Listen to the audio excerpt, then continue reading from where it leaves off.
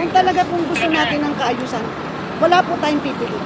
Wala tayong pinipili. Pero, trabaho yan. Tayo lang po. It's about time to stop pointing fingers. Kayo po mismo, alam niyo may mali kayo, may violation kayo. You start with the change from yourself.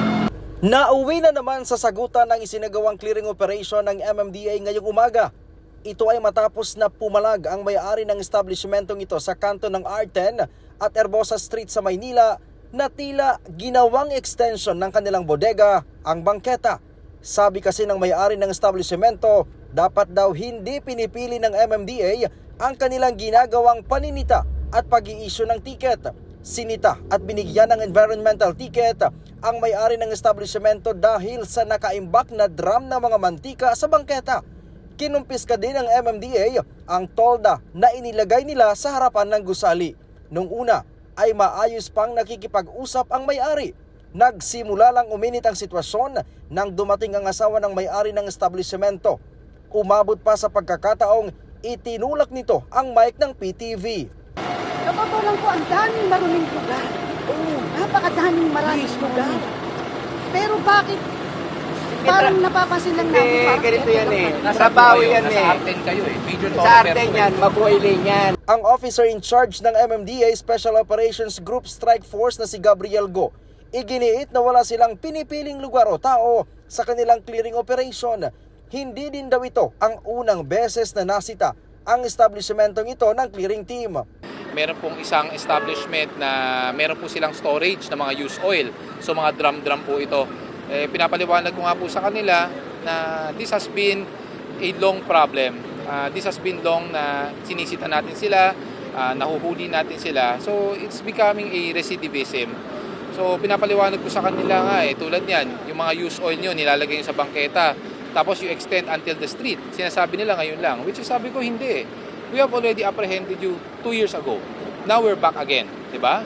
So paulit-ulit na lang. So we have no choice but I have to confiscate you. Sabi pa ng MMDA, dapat seryosohin ng may-ari ng establishmento at agad i-comply ang inisyu na ticket. Well, pinapaliwanag ko nga po doon sa inisyu natin citation ticket ng environmental, pag ito po ay binaliwala niya, there is a chance na pag umabot po ng ilang buwan, baka matpadalhan po sila ng sabina.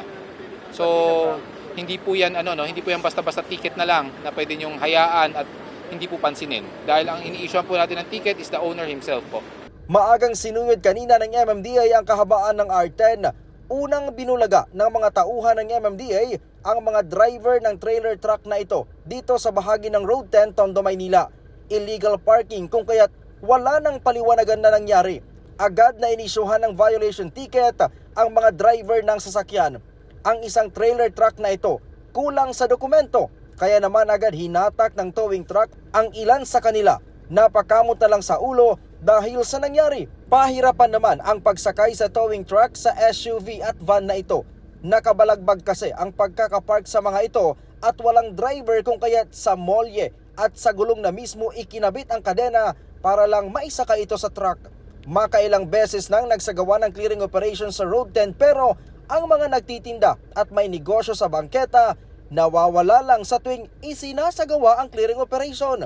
Kanina tumambad na naman sa clearing team ng MMDA ang mga tindahan sa bangketa. Nagpulasan lang ang mga ito nang makita na nagsasagawa na naman ng clearing operations ang MMDA. Kanya-kanyang salba ng mga gamit at paninda ang may-ari. Nakatikim naman ang sermon ng ilang residente na tila ginawa ng extension ng kanilang bahay ang bangketa.